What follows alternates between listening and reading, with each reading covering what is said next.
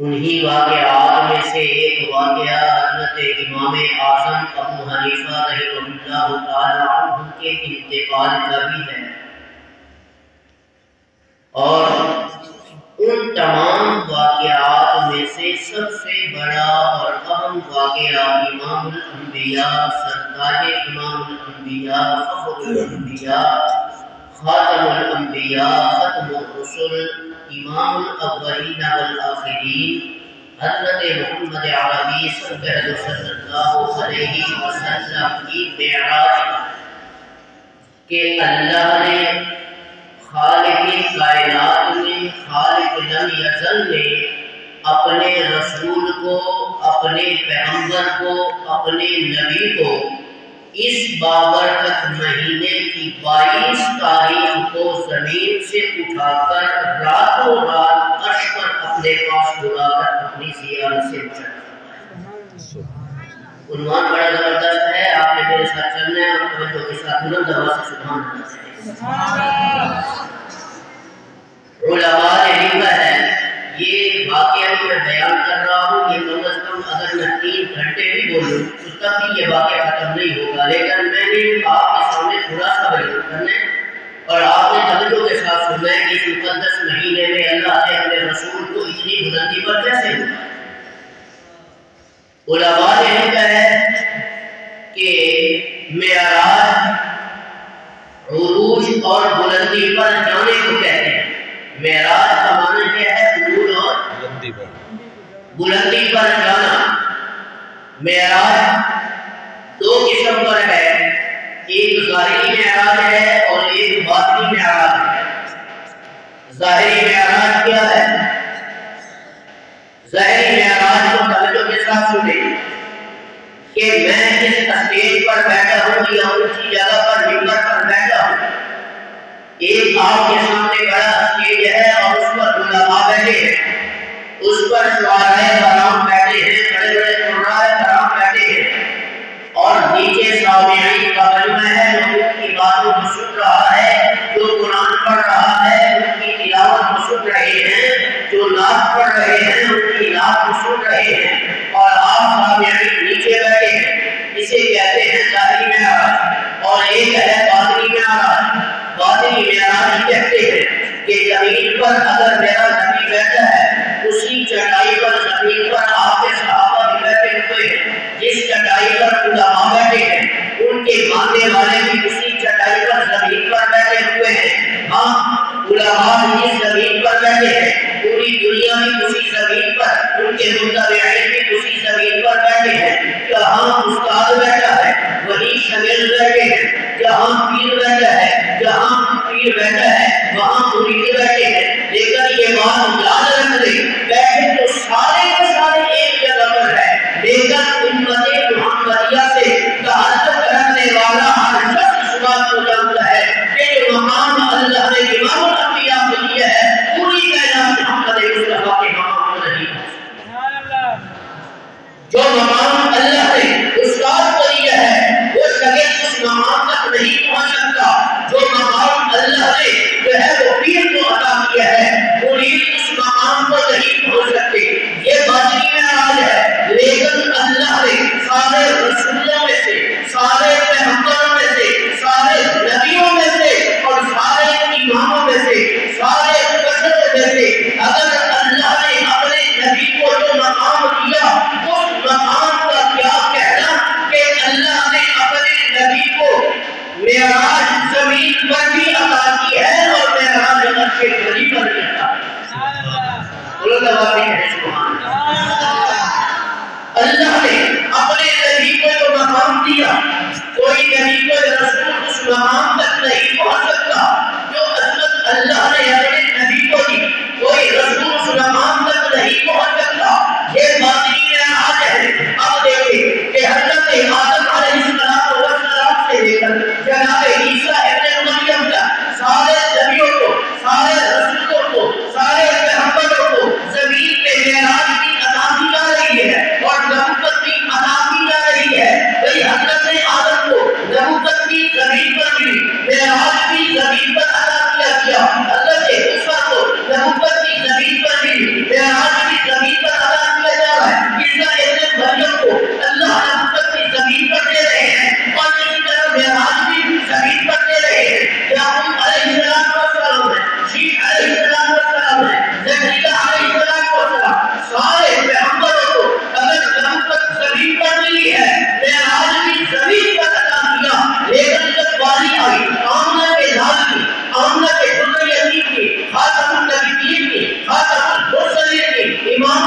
الانبیاء کی، خاتم الانبیاء کی، وہ اللہ نے اپنے نبی کو نبوت اور معراج زمین پر بھی عطا کی ہے، نبوت اور معراج سے بڑی کر دیا۔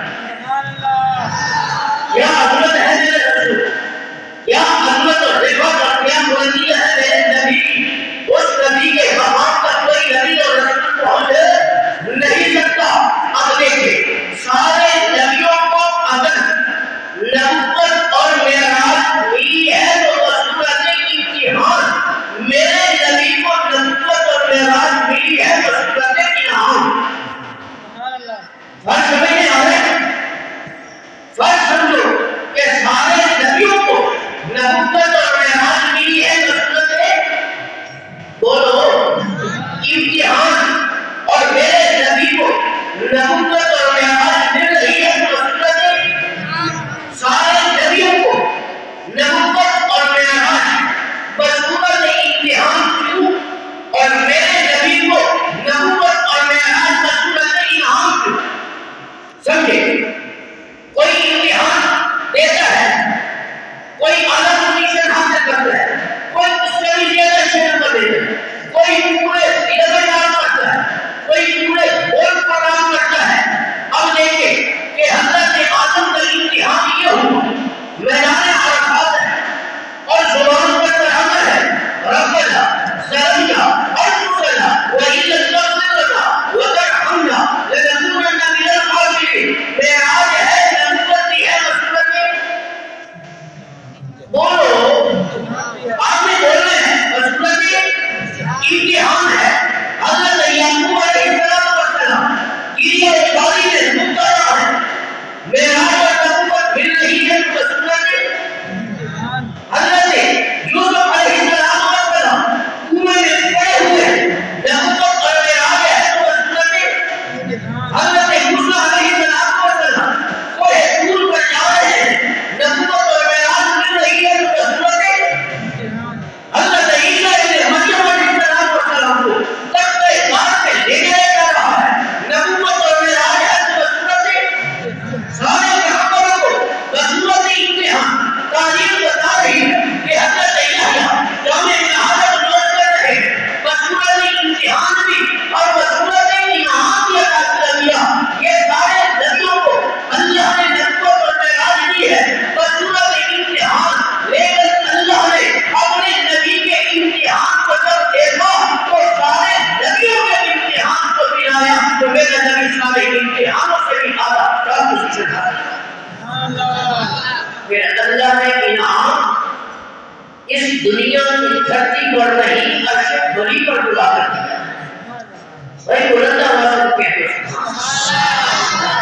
یہ ماحول بنایا تو سبحان اللہ، اس طرح آرام سے نہ بیٹھنا۔ عنوان کو بھی دیکھیں کہ میں اس قدیم ہستی کا نام لیتا ہوں۔ اللہ نے عرش بری کو بلایا کہ میرے نبی کو مکہ میں تکلیف دی گئی، کسی نے ساحر کہا، کسی نے مجنون کہا، کسی نے دیوانہ کہا اور کسی نے نعوذ باللہ پاگل کہا، کسی نے پتھر پھینکے، میرے نبی کا چہرہ لہوحان ہوا۔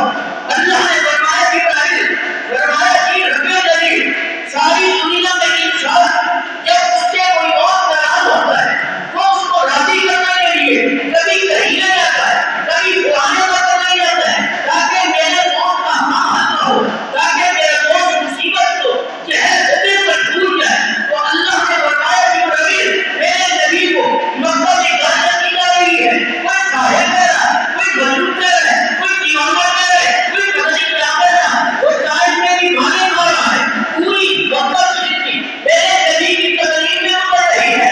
اللہ نے فرمایا جبرائیل جاؤ جنت سے ایک سواری لے جاؤ اور میرے نبی کو میرے پاس لے جاؤ۔